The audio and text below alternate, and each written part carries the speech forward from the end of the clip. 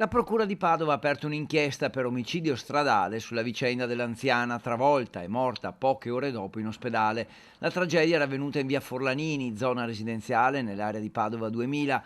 La donna, Shulamit Ghinosar, 82 anni, che viveva nel quartiere, nata in Israele ma residente a Padova da 25 anni, è stata investita dal camion della raccolta rifiuti entrata nell'area condominiale in retromarcia.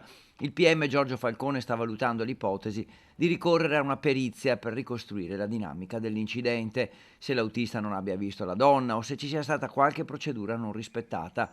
Secondo una prima ricostruzione, il marito la stava aspettando in auto, lei stava rientrando in casa dove aveva dimenticato il telefono. A bordo del camion c'erano due persone che subito si sono fermate, ma le condizioni dell'anziana sono apparse disperate. Dopo le prime cure sul posto, i sanitari avevano tentato invano il trasporto in ospedale, ma purtroppo non c'è stato nulla da fare.